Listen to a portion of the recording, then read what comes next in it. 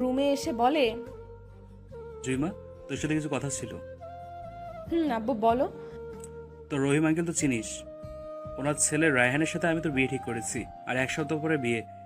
আর তুই বিয়ের পরে লেখাপড়া করতে পারবি। ছেলে খুব ভালো। আমি মাথা নাড়িয়ে ঠিক আছে বলি। আব্বু আমার মাথায় হাত বুলিয়ে চলে যায়।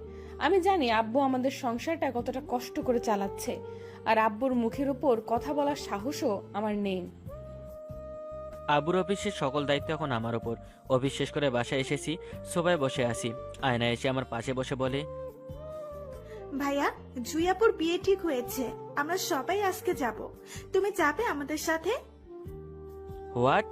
জুয়ের বিয়ে ঠিক হয়েছে মানে? তোকে কে বলল? ফুপি কল করেছিল, সবাইকে যেতে বলল। আমি আর কিছু না বলে বসা থেকে উঠে বাসা থেকে বের হয়ে গাড়ি নিয়ে রওনা দিই কুমিল্লার উদ্দেশ্যে। বাসায় বিয়ের আয়োজন চলছে। উঠানে বসে আম্মুর সাথে কথা বলছি। তখনই অপু ভাইয়া আমাদের বাসায় আসে। অপু ভাইয়াকে দেখে আব্বু অপু ভাইয়ের সামনে এসে বলে, আরে অপু, তুমি একা এসছো? অপু ভাইয়া কিছু না বলে এসে আমার হাত ধরে। আব্বুর দিকে তাকিয়ে বলে, আমি জুইকে নিয়ে যাচ্ছি, এই বিয়ে হবে না। আমি জুইয়ের হাত ধরে বাসা থেকে বের হয়ে গাড়িতে উঠে বসি। গাড়ি ড্রাইভ করে বাসায় চলে আসি। আর এরপর থেকে জুই আমাদের বাসায় থাকে। আমি ওর লেখাপড়া বন্ধ করতে দেইনি। রাতে সবাই একসাথে খেতে বসেছি। খাওয়ার ইচ্ছে ছিল না, কিন্তু আমার রাক্ষস মামাতো ভাই ধমক দিয়ে নিয়ে এসেছে। সবাই খাবার খাচ্ছে, কিন্তু জুই প্লেট আঙ্গুল ঘোরাচ্ছে। আব্বু কিছু বলতে চাইছে।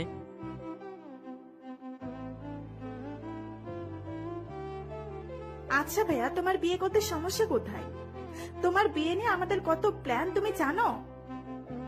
আমি বিয়ে করব না বলিনি তো। বিয়ে করব, সময় হলেই বিয়ে করব। আর তোদের স্বপ্নও নষ্ট হবে না।